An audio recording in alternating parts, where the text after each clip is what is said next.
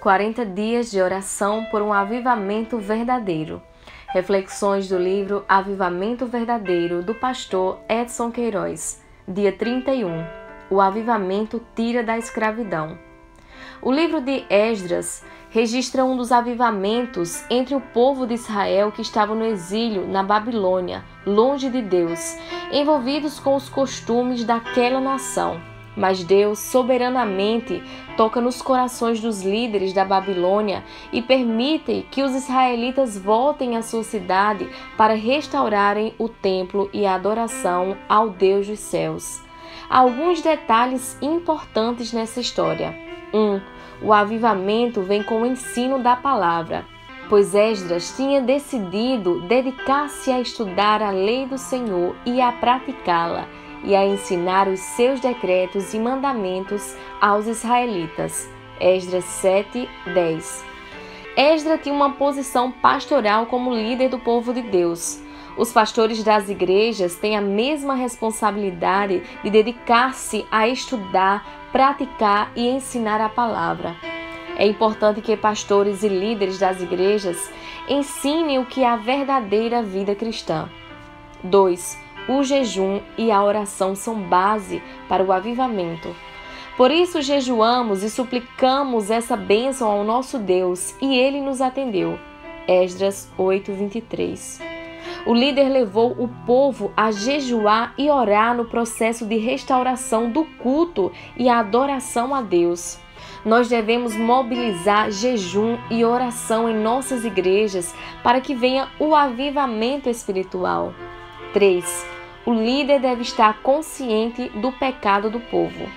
Eles e seus filhos se casaram com mulheres daqueles povos e com eles misturaram as descendências santas. E os líderes e os oficiais estão à frente nessa atitude infiel. Quando ouvi isso, rasguei a minha túnica e o meu manto, arranquei os cabelos da cabeça e da barba e me sentei estarrecido.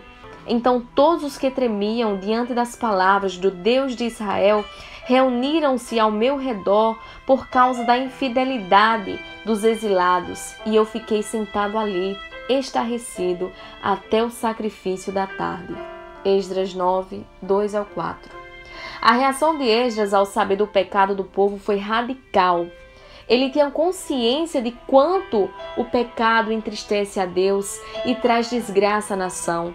Os pastores e líderes das igrejas deveriam ter a mesma consciência. O nosso pecado elimina a bênção do Senhor. Deus é santo e quando vivemos na prática do pecado não teremos seu favor. 4. O líder deve pedir perdão a Deus pelos pecados do povo.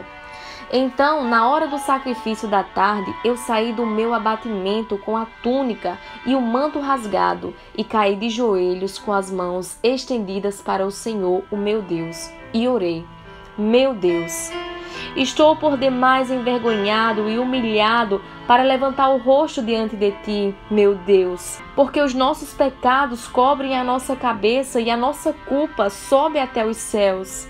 Desde o dia dos nossos antepassados até agora, a nossa culpa tem sido grande.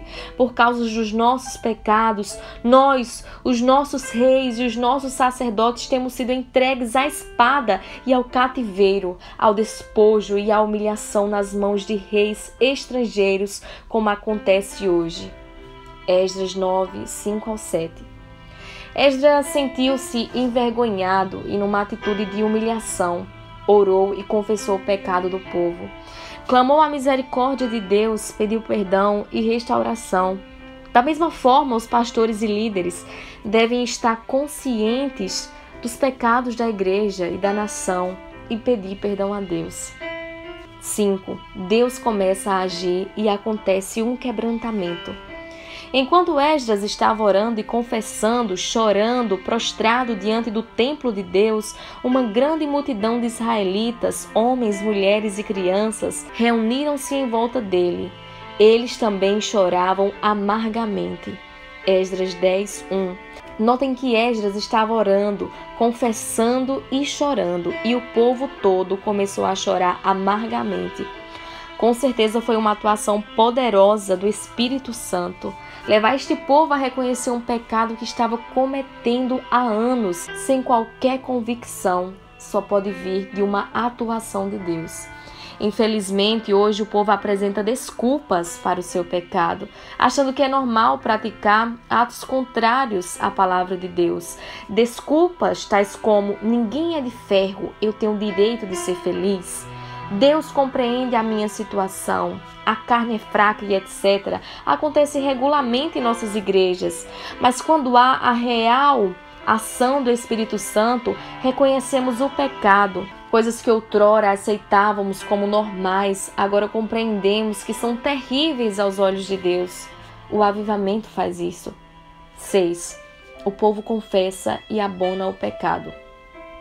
Então Secanias, filho de Jeiel, um dos descendentes de Elão, disse a Esdras: fomos infiéis ao nosso Deus quando nos casamos com mulheres estrangeiras, procedentes dos povos vizinhos. Mas apesar disso, ainda há esperança para Israel. Façamos agora um acordo diante do nosso Deus e mandemos de volta todas essas mulheres e seus filhos, segundo o conselho do meu Senhor e daqueles que tremem diante dos mandamentos de nosso Deus, que isso seja feito em conformidade com a lei. Esdras 10, 2-3.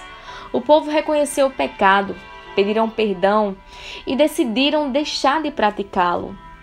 Há muita gente brincando com Deus, confessando o pecado, mas continuando na sua prática. A Bíblia diz: quem esconde os seus pecados não prospera, mas quem os confessa e os abandona encontra misericórdia. Provérbios 28, 13. Pode esconder seu pecado das pessoas, mas de Deus nunca. E quem esconde o pecado não prospera.